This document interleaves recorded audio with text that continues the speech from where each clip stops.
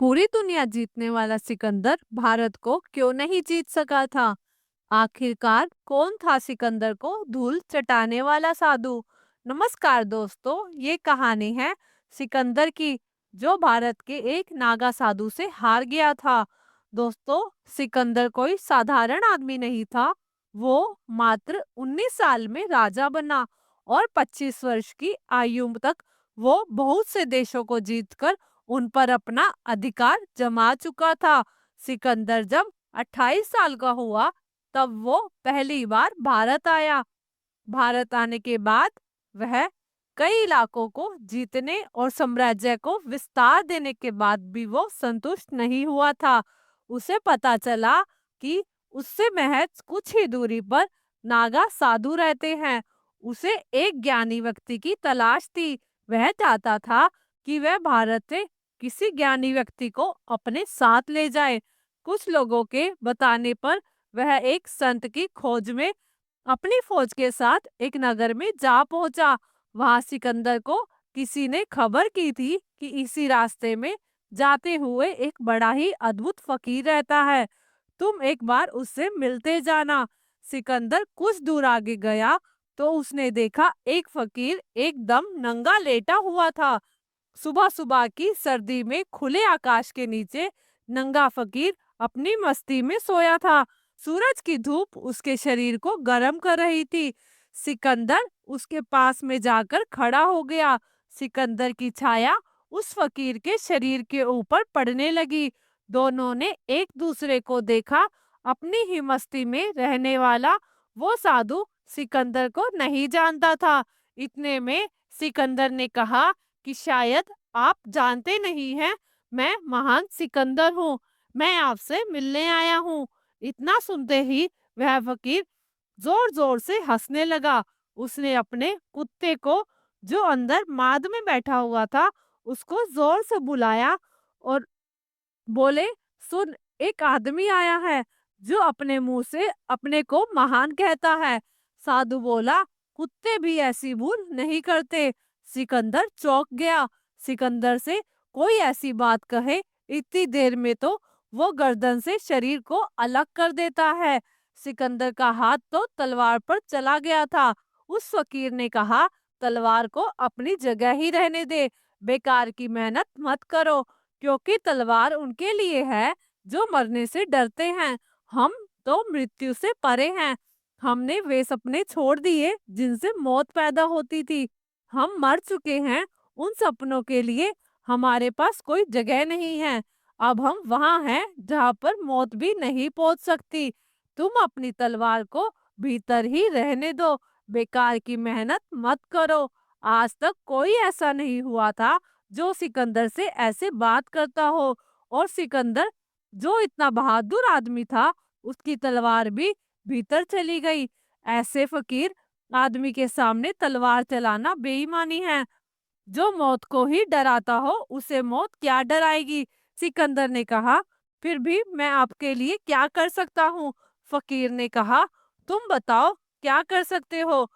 फकीर दोबारा खुद बोला, तुम कुछ नहीं कर सकते हो। इतना ही कर सकते हो कि यहाँ से थोड़ी जगह छोड़कर खड़े हो जाओ। मेरे ऊपर धूप पड़ती थी, तुम बीच में आड़ बन गए हो। और ध्यान रखना कि आगे किसी की धूप में कभी आड़ मत बनना। सिकंदर ने कहा, जाता हूँ, लेकिन एक ऐसे आदमी से मिलकर जा रहा हूँ जिसके सामने मैं आज बहुत छोटा पड़ गया हूँ। मुझे पहली बार ऐसा महसूस हुआ है कि ऊंट पहाड़ के पास आ गया है। अब तक बहुत से आदमी देखे थे, बड़े से बड़ी शान के आदमी देखे थे, उन सबको झुका दिया था, लेकिन एक नंगे फकीर के सामने आज मैं झुक गया। सिकंदर बोला, अगर भगवान ने फिर जिंदगी दी तो कहूंगा कि मुझे इस बार तुम्हारे जैसा फकीर बना दे। फकीर ने कहा, और यह भी सुन ले, अगर भगवान मेरे सामने हाथ पैर जोड़े और मेरे पैरों में सिर रख दे और कहे कि सिकंदर बन जा, तो मैं कहूंगा इससे अच्छा तो मुझे कुत्ता बना दो। पागल हूँ कोई, सिकंदर बन जाऊं? फकीर बोला, एक बात पूछता हूँ, तुम इतनी दौड़ धूप, इतना शोरगुल, इतनी फौज लेकर कहाँ जा रहे हो? सिकंदर ये सब सुनकर खुश हो गया और बोला, मैं इस जमाने को जीतने जा रहा हूँ। फकीर बोला, फिर क्या करोगे? सिकंदर ने कहा, फिर हिंदुस्तान को जीतूंगा। फकीर बोला, फिर उसके बाद? फिर चीन को जीतूंगा, और फिर चीन के बाद? फिर सारी दुनिया जीतूंगा। फिर फकीर ने पूछा, आखिरी सवाल, फिर दुनिया को जीतने के बाद क्या करने का इरादा है? सिकंदर ने कहा, उतने दूर तक तो मैंने नहीं सोचा है, लेकिन आप पूछते हैं तो मैं सोच रहा हूँ कि फिर मैं आराम करूंगा। फकीर कहने लगा, ये कैसा पागल आदमी है? हम बिना दुनिया को जीते आराम कर रहे हैं, यह कहता है हम दुनिया को जीतेंगे और फिर आराम करेंगे। फकीर बोला, मेरा कुत्ता भी आराम कर रहा है, मैं भी आराम कर रहा हूँ। तुम्हारा दिमाग खराब है, आराम ही करना है, आराम ही करना है ना आखिर में। तुम्हारा दिमाग खराब है, आराम ही करना है आखिर में। सिकंदर ने कहा, आराम ही करना है। फकीर ने कहा, दुनिया कहाँ तुम्हारे आराम को खराब कर रही है? आ जाओ, मेरे झोपड़े में काफी जगह है, दो भी समा सकते हैं। गरीब का झोपड़ा हमेशा अमीर के महल से बड़ा होता है। अमीर के महल में एक भी मुश्किल से समा जा पाता है। अमीर के महल में एक भी मुश्किल से समा पाता है। और बड़ा महल चाहिए, और बड़ा महल चाहिए, पर एक में भी वो नहीं समा पाता। लेकिन गरीब के झोपड़े में बहुत समा पाते हैं। लेकिन गरीब के झोपड़े में बहुत समा सकते हैं। गरीब का झोपड़ा बहुत बड़ा होता है। वह फकीर कहने लगा, बहुत बड़ा है, दो बन जाएंगे। फकीर बोला, आराम से बन जाएंगे, तुम आओ तो, कहाँ परेशान हो रहे हो? सिकंदर ने कहा, तुम्हारा सिकंदर ने कहा, तुम्हारा निमंत्रण मन को आकर्षित कर गया। तुम्हारी हिम्मत, तुम्हारी शान, तुम्हारी बात मन को भा गई। लेकिन मैं आधी यात्रा पर निकल चुका हूँ, आधे रास्ते से कैसे वापस लौट आऊं? जल्द ही मैं वापस लौट आऊंगा। फकीर ने कहा, तुम्हारी मर्जी, लेकिन मैंने बहुत से लोगों की यात्राओं पर जाते देखा है, पर आज तक कोई वापस नहीं लौटा, और गलत यात्राओं से कभी कोई वापस लौटा ही नहीं। फिर वह फकीर कहने लगा, सिकंदर, सपने बड़े होते हैं, आदमी की जिंदगी छोटी होती है। जिंदगी खत्म हो जाती है, पर सपने पूरे नहीं होते। फिर तुम्हारी मर्जी है। खैर, तुम कभी लौट आओ तो हमारा घर खुला रहेगा, इसमें कोई दरवाजा वगैरह नहीं है।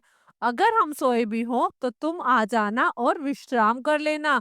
और अगर हमें यहाँ ना भी पाओ, क्योंकि जीवन का कोई भरोसा नहीं है, आज सुबह सूरज उगा है, कल ना भी उगे। हम यहाँ ना हो तो अभी झोपड़े पे हमारी कोई मालकियत नहीं होगी।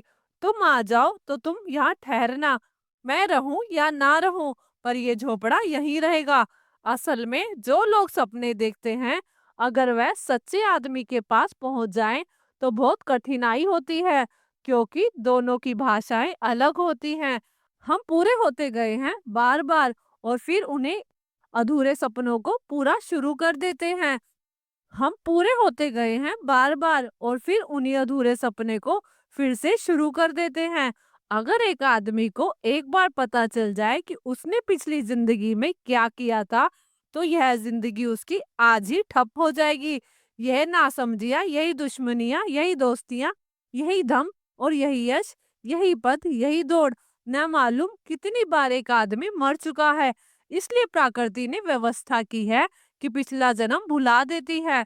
वह सिकंदर मर गया। संयोग की बात है, उसी दिन वह फकीर भी मर गया। और बड़ी अद्भुत घटना घटी। मरने के बाद सिकंदर ने पीछे पानी में खड़बड़ की आवाज सुनी, और किसी के जोर का कहा कहा सुना। उसके प्राण कांप गए। यह हंसी जानी पहचानी मालूम पड़ी। यह उस फकीर की हंसी थी। फकीर जैसा कोई दूसरा आदमी हंस तो नहीं सकता था। असल में हम जो हंसते हैं, वह हंसना कभी हंसना नहीं होता, क्योंकि जिनको रोने की आदत पड़ जाती है, उनका हंसना भी झूठा होता है। ऊपर हंसी तो होती है और भीतर रोना होता है। हंसी में भी आंसू ही होते हैं। हंसी सदा झूठी होती है। हंस तो वही सकता है जिसके प्राणों तक हंसी प्रवेश कर गई हो, और जिसके प्राणों में तो रोना चल रहा हो और ऊपर से हंसता हो। वह सब मन का बहलाव है। वह सिर्फ रोने को बुलाए रखने की कोशिश मात्र है। वही हंसी फकीर की थी। सिकंदर तो कांप गया और सिकंदर ने देखा आज तो बड़ी मुसीबत आ गई। पिछली बार जब मिले थे तो सिकंदर बादशाह के लिबास में था और फकीर नंगा था। आज बड़ी मुश्किल हो गई। आज तो सिकंदर भी नंगा था और फकीर तो पहले से ही नंगा था। उसे शर्म करने की कोई जरूरत नहीं थी। वह फकीर तो हंसता चल रहा था। ये देखकर कि सिकंदर भी हंसने लगा।